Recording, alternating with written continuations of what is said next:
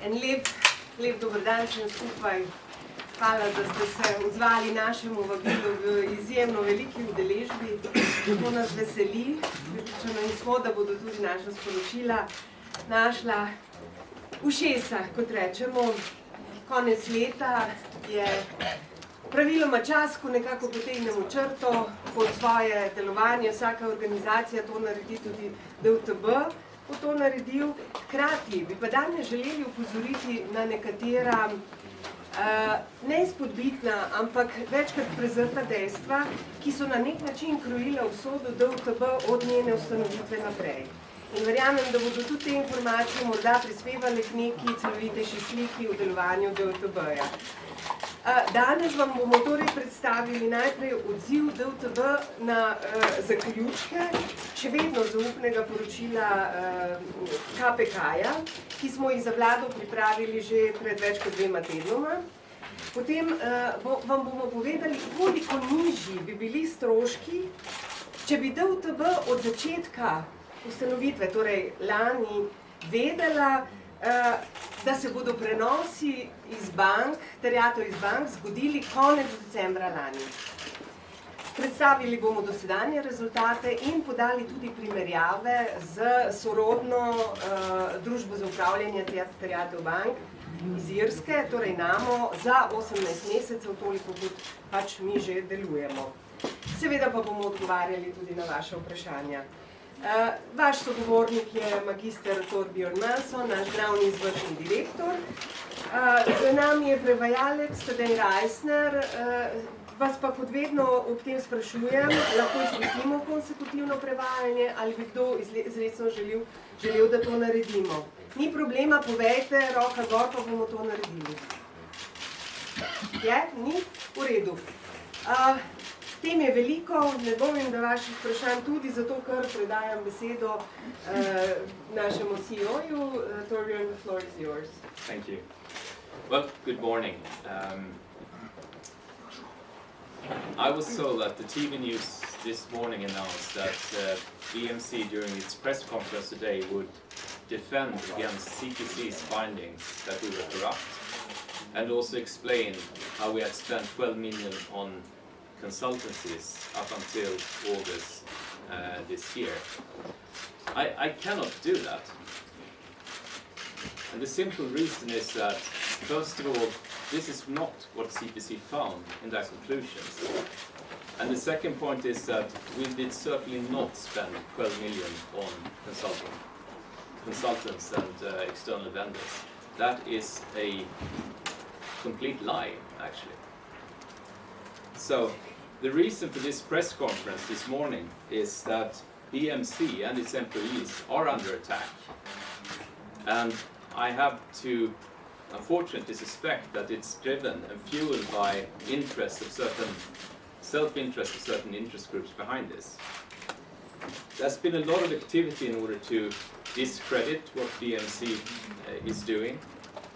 And I think the purpose is, of course, to make sure that there can be changes made in the leadership and the governance of BMC in order to make BMC a more controlled entity that can take decisions which are a little bit easier to guide, if I put it that way. The picture that has been painted is that we are corrupt, we are overpaid, and we don't do anything. And I would say that if we were corrupt and didn't do anything, no salaries, whatever, to be motivated. But this is not true. So let me just remind a little bit of the background. The BMC as an institution was not put up because BMC banking system, the economy was doing great. On the contrary, we are addressing a situation where a huge amount of non-performing loans were basically choking the banks and their balance sheets and also the real economy. And in order to resolve this, BMC was set up as an independent institution that could take on this challenge and resolve this fast and in an unemotional way without taking care of any special interests. We were only guided by making sure that we get back as much money as possible to the Republic of Slovenia and its taxpayers. So, in order to do so, BMC was set up as an independent institution and was given the means and the resources and the competence in order to achieve its mission. And I have to say that my message today is that BMC and its board, we will not compromise on this. We can never compromise on us being independent, not being independent, and we cannot compromise in terms of not having the resources or the team necessary in order to achieve our very difficult task. We welcome any augmentations and improvements, but we will never accept any political influence. So, today I'd like to actually address three topics as Simona already pointed out. Let's talk about the CPC report. Unfortunately, this is still a confidential report and still so much news and interpretations of something has been already part of the public domain for quite some time. So let's talk about the conclusions of that report. Second topic is I'd like to make sure that we all understand why there were consulting spent in 2013 and what caused that and how much. And the third point, which I hope to be the longest one, is that we will go through what we have achieved so far. What are the results of BMC at this point? So with that, let's actually have a look at the CPC conclusions. This is the conclusions as I was sent to us. This is from the original report. We of course responded with our view on this report immediately, and that was sent to CPC and also copied to all the other recipients of this report. And this was done now 1.5 to 2 weeks ago. Yeah, more than 2 weeks ago. Time flies. Now, what are the conclusions? Well, first of all, CPC does not conclude that we are corrupt. CPC expresses an opinion that there may be concerns regarding BMC in 3 areas. It's a selection and the use of external vendors, and it's in our hiring practices of some of the staff. Let me address that first. The potential conflict of interest would arise with me at courts, for instance, and there would be a conflict of interest if I were part of taking the decision to engage courts. I was not. We knew that this was a risk, and the board made sure that we handled this in the most appropriate way as possible. And we documented that, and how we did that, and all that documentation, that has been provided to CPC. We even taken legal opinions of that, which is sort of confirmed that this was done correctly. So that's the first issue. The second one refers to the hiring of staff, and to make it to summarize it, CPC has expressed concern around that we have first used vendors and then we have recruited people from those vendors. The simple reason is that we found that to be a very effective way of using public funds. When we found good people that we have selected appropriately as vendors, that they then worked with us so we knew they were good, we then went out to employ people with the same competence, and of course we did that according to how it has to be done in Slovenia. But when we then found that that individual was the best choice, and we were able to engage them with an employment contract instead, which saved money, we thought that to be appropriate. This is a quite common and good practice actually, and it's not something which is corrupt. The third point refers to traceability of decision making, and if there's a risk in us being corrupt in this area. I would say that having policies in place that you can check your actions against and making sure that you document the decision making with the appropriate paper, it's a very good practice. And we do take CPC's concerns with great seriousness and making sure that we interpret that. We would have liked the report to reflect actually the situation we're in now, or at least when they dated their report. It was not an updated view that was portrayed in that descriptive part, and we have commented and made sure that they have received those comments. But this is an area where we can do better. But let me just stress, how do you really prevent corruption, and what do we do now going forward in order to make sure that we are not corrupt and never will be? Corruption comes from when you, as an individual, compromise your personal and professional integrity in exchange for favors and money. This will not happen with the DMC. And one way of strengthening this is, of course, to make sure that we instill the right values and we have the right training for our people, and we have the right procedures and steps and control functions in order to protect this. And this is what we're working with. And we're also taking steps here to get expertise help on this. And I would have loved to see this come from CPC here, but we are actually engaged in an international anti-corruption certification institute that, as part of that program, will help us with making sure that we, for instance, set up the right training, and hopefully what we do can also be used elsewhere, for instance in the companies that we will own. So we are taking it very seriously. I just have to stress that they did not find any corruption in DMC. They stress the risks and the potential risks, but it has been now in the media and in the general debate portrayed as we were corrupt, and that is not true. So I have to point out a few factual mistakes in the CPC report when it actually eventually gets to be public. The first one is that they identified our signed contract with external vendors as a potential key corruption risk. I think I mentioned that already. I would like again to stress that we handled this in the appropriate way. We took really due care in terms of how we selected the vendors and made sure that the decision-making process were documented and made in such a way that there is no conflict of interest.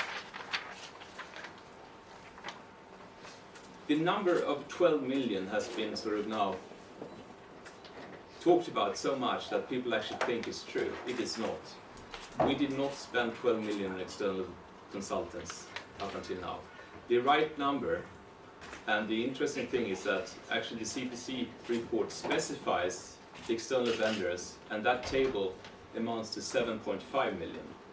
It includes, for instance, fees to the courts and so on, and also actually the cost for our service and so on, so it's not really a correct list.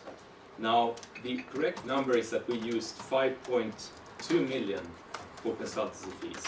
Now we'll get back to you and explain why some of that money was actually spent, and actually with the perfect hindsight, some of that could have been avoided, not by us, but some decisions could have been made differently that could have saved some costs. So let me return to that.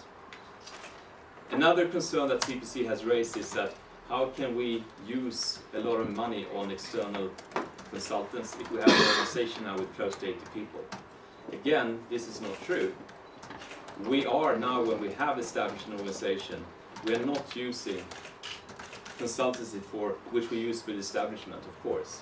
And we're also looking at other ways to actually minimize the costs going forward. For instance, we pay quite a lot of money right now for the banks, for them providing IT services. We're looking at solutions to insource that, because that would save money.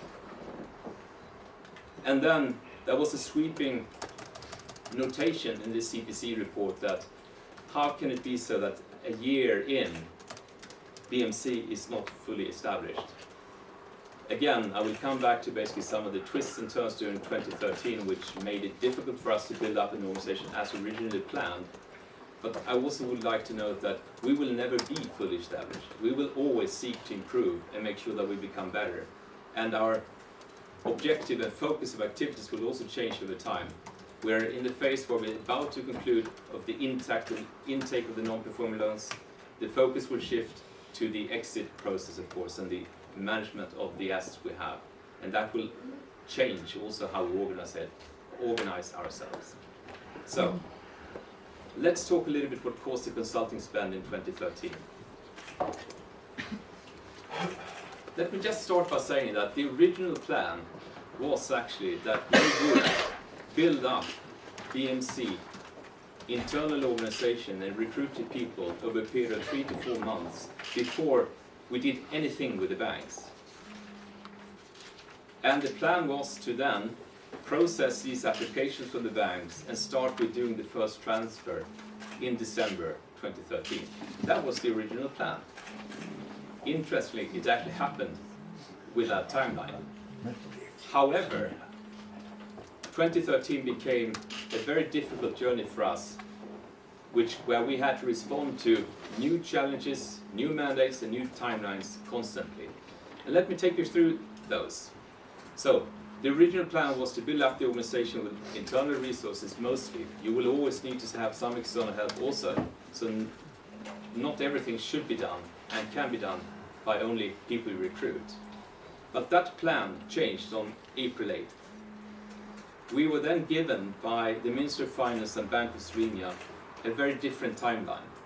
By end of May, initially, and then it became end of June, we had to make the first transactions, buying out the assets from the first bank, and also we were asked to look into if we can actually play a role in the CMOS case, even before we got any assets. If we were to stick basically to the original plan, I think we could have avoided spending almost €500,000 on that. So that's sort of the price tag I would estimate it cost us with that change. Next change came in late May 30th, when BMC's role, as defined in Suksby, that two ones, we would do the recapitalization. We would get the cash in from the government, and we would then buy bank equity, and by that recapitalize the banks. That part of our mandate was taken out of BMC. Instead, the government chose to do the recapitalization directly. That had a couple of implications for us. All the work we've done in terms of prepare to become a good and proactive owner that would actually restructure the banks, all that work had to be abandoned. And the other one was that we also had to think through, how do we then finance BMC? Because we would have a very different balance sheet if we were to do the recapitalization, received the billions of funds actually, and then have bank equity on our balance sheet. We had to do a very different financing structure and come up with that. That also cost some money, and quite a lot of money. We estimate that to some 600,000. Next one comes in June 18, and this is actually caused by the European Commission. At that time, they are realizing that some of these estimates of the values of the assets in the banks seems to be very much overvalued. Thus, the real lack of funds in the banking sector is much bigger than before. They basically say that, stop, you're not allowed to do any transactions until we have seen the results of a comprehensive system-wide asset quality review. So again, we had to stop, and it did cost us some money in terms of being flexible there. Some 200,000 we've estimated that cost us, which of course would have been avoided if we didn't have to deal with this sort of stop. The next major one comes during the summer and the autumn, when the AQR work is ongoing in the banks, and also the assets that we are to be the owners of are reviewed. And when you do an asset quality review, you actually go in and look at each and every one of the cases, think through how can you generate money out of that, what are the options available, and how much is it worth, and what is the collateral worth. We, as new owners of these assets, need to get our head around and plan for owning those assets. So we asked for being involved in that process, getting access to the work when it was performed, in order to not having to do it on our own and making parallel work in the banks with our own team. That was denied by the banks and Banco Slovenia due to contractual terms, but it couldn't be resolved. It was not resolved until end of November, when we, in a very summarized form, got the outcome, i.e. the number for the APR values for the assets that we took over. We had to do parallel work with our own resources. It cost additional money. It could have been avoided. The next twist and turn here comes on December 6th. And during the autumn and so on, we had now prepared with the banks a process where we would buy assets in well-defined tranches, and we would buy each tranche, become the owner of that, take it in, and start managing that directly.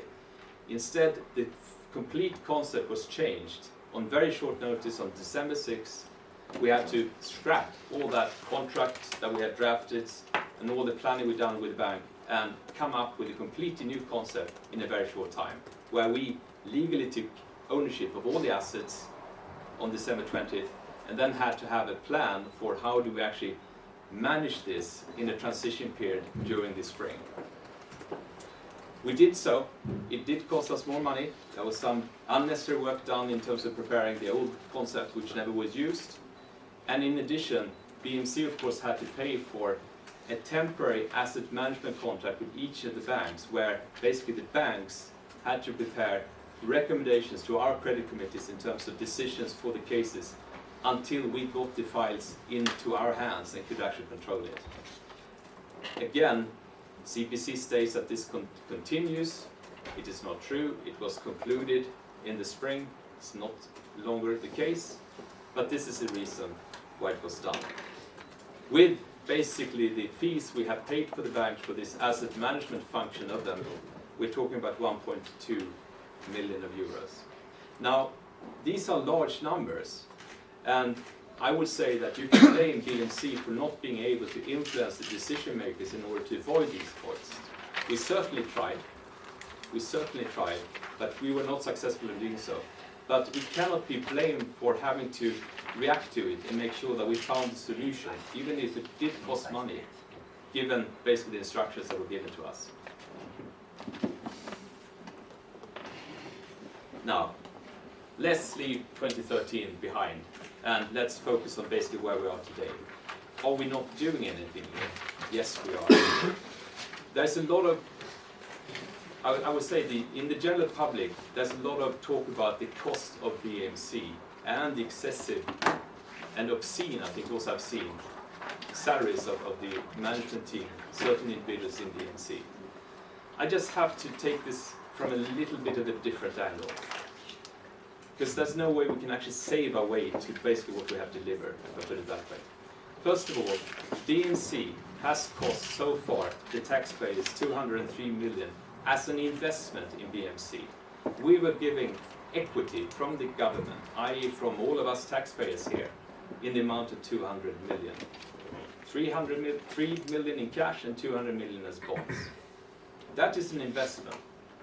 To compare that, the government, taxpayers, also invested in NLB, NKBM and Abanca in the amount of close to 2,770 million, 2.7 billion.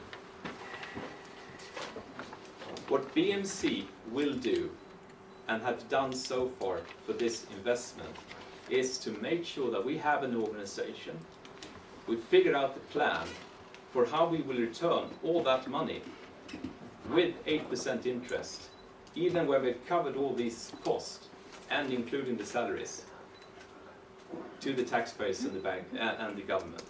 That is what BMC is here to do. This is not easy, but we will do it. And I would like to hope that me as a taxpayer here also, I will see the same return on investment in the banks. And I'm very worried when I see something very different to being, I hope it's wrong, but being portrayed in the media around NKBM. But this is what we will do. We will give back the 200 million, 8% interest, This is what our strategic plan aims for. This is why we're building up a team with extraordinary people that can actually do something, which is very, very difficult. So we have put in place this team with approximately 80 people. We have acquired the assets that we have to do. We are talking about some 4.5 billion of assets that used to be worth 4.5 billion. We had to buy them at 1.5 billion. DG Comp, when they assess how much state aid is involved in the transaction, estimated the market value of those assets to be a little bit less than 1 billion. So we contributed 500 million to the banks through our transfer prices. When we got them in, we have developed action plans for each and every one of the cases, including the 100 or so restructuring cases, which are so critical in order to find resolutions for, so we can start propelling growth in the economy again. We have a plan, and we're taking action in each and every one of them. And just to give you a flavor, what are we doing with these cases? Well, take Mercure. We have a completed process now. The repeated complex settlement is in place. There are new spin-off companies that start to operate on November 13th. In Autotechna, the owners were not really cooperative. We started compulsory settlement, and as the first time ever, we as creditors actually had a court enable us to take management control of the company. Adria Airways, yesterday, we made sure that there is a sales leaseback for 2 of the aircrafts being concluded, which of course makes it much easier for Adria to not go into bankruptcy. We set up a scheme where not all the proceeds for these sales leaseback go to us, but some of it, 4 million, is put into the escrow account, and when the management are delivering cost savings, we will release the same money in order to provide liquidity going forward. Schützeper, I think you know the story. There will and should be skiing this season. We did the restructuring through, I would say, a controlled bankruptcy process. We secured that the hotel business was put out of the bankruptcy and now being leased to a good hotel operator. It caused a lot of concern because it's never been done before, but we feel that this was the best way of actually making sure that we protect the value and we get skiing this season also. Swan, we are starting to address this huge exposure we have. We have already sold some collaterals. We got a good price, 50% premium on those shares compared to basically the closing date, as close to when we took it over. AHA, same thing there. We have compulsory settlements ongoing, and we're addressing these things. There are a number of cases. I mean, T2 has been debated already, where we have a management team which, unfortunately, is not offering anything we can accept in terms of the repayment schedule. We have to make sure that they come up with a better plan, because otherwise the bankruptcy which we have initiated is a much better solution for the taxpayers, and so on. So I'm not going to go through all of them, but you can be sure that we are doing a lot of things here and we're getting real tractions on the cases we're addressing. To summarize, our exit operations already has generated 94 million euros. This is very close to what is set up in the legislation, that we should aim to provide a 10% exit of the assets we have under management every year. The 94 comes from, I think, end of October. 2 things will happen. Hopefully we'll sell some more at good prices, but we probably also will get a little bit more assets in. So the percentage might change a little bit, but the key message is we are on track at the pace that was set up for us to do in order to deliver the exits. You know that we have launched our website for the real estate, where we are actually selling the few properties we still have, or we already have in direct ownership. But the other thing is that we're also now making sure that we can start marketing all the collaterals we have as collaterals for the loans that are real estate. And we have that function also on this site. In addition, there are discussions now, live discussions in terms of us selling claims, which amount to some between 80 and 150 million. We have also contributed already some 62 million to the state-owned organizations. You know, we pay taxes. We pay quite a lot of fees actually for the state guarantees of these 62, I think 40 actually relates to interest payments and fees regarding the financing, which goes now into either state or state-owned entities like the banks. So we are already now generating a lot of money back to the taxpayers.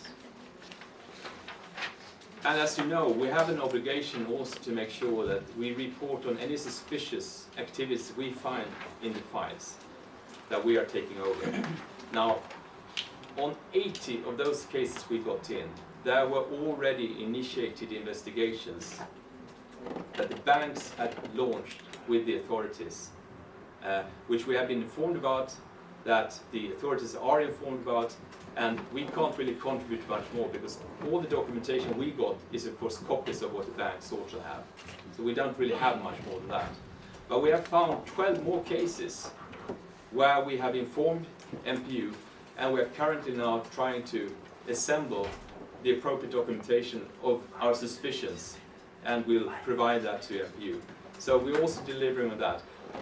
We also understand that the authorities are quite overwhelmed with the amount of cases being brought to them. But hopefully we will actually see some action on it also, so we're not just collecting things for fulfilling a criteria. This might sound good or bad, I don't know, but what we can do at least is to compare us to where do BMC stand versus one of the sister organizations in this field, and not that many. So we have compared ourselves to NAMA, the Irish bank. The reason was that there was actually a very good report done by, I would say, the Court of Audit of Ireland that actually reviewed the activities of NAMA 18 months after the first operational resource was put on the ground in NAMA. So where do NAMA stand and where do we stand if we just make a quick comparison? Interestingly, the cutoff point here is actually a couple of months back now to make it comparable, 18 months for both entities. By that time, BMC had 75 people. That was the same number as NAMA had. And they were aiming for an organization around 104. We are aiming for roughly 100. So we're very similar in that sense. In terms of transactions made, we had by that time addressed 2 banks. So we had 424 cases, roughly 3,500 loan contracts within those cases. And we had quite a lot of restructuring cases. You know, there were probably 95 or so when we talked about in September.